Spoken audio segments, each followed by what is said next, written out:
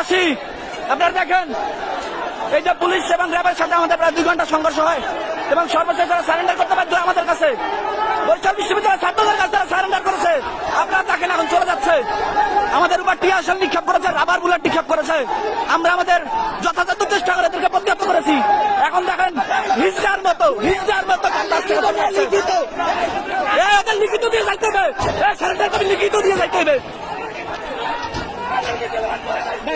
লিখিত দিতে হইবে, লিখিত দিতে হইবে।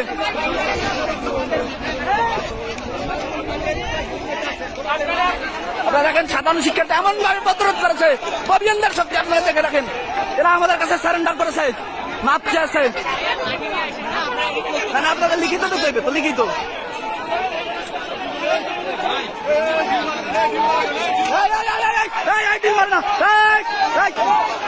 দিল মারবে না, দিল না, দিল না। আপনাদের ফ্যামিলিতে কোটা নাই, অনেকের ফ্যামিলিতে কোটা নাই, অনেকের ফ্যামিলিতে কোটা নাই। হ্যাঁ,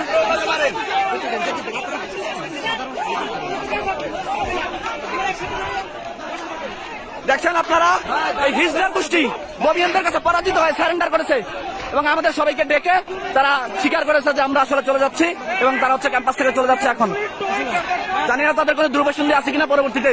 আপনারা দেখেন এই যে সবাই এবং এলাকাবাসী, বিশেষ করে বরিশাল বিশ্ববিদ্যালয় অঞ্চলের যে এলাকাবাসী,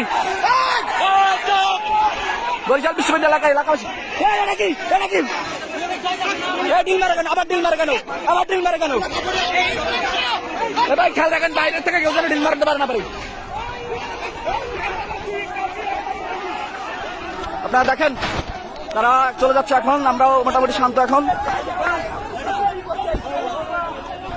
এলাকাবাসী আমাদেরকে যথেষ্ট সহায়তা করেছে। এই বরিশাল দপদপিয়া ইউনিয়নের এলাকাবাসী, বরিশাল বিশ্ববিদ্যালয় আশেপাশের এলাকাবাসী, তারা আমাদের সর্বোত্তক সহযোগিতা করেছে। তাদের কাছে আমরা আসলেই কৃতজ্ঞ। এবং এই যে র্যাব, পুলিশ, তারা আমাদের কাছে সারেন্ডার করতে বাধ্য হয়েছে। তারা কিন্তু এখন ক্যাম্পাস ছেড়ে চলে যাচ্ছে।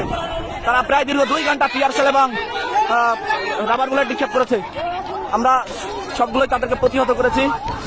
এখন তারা চলে যাচ্ছে।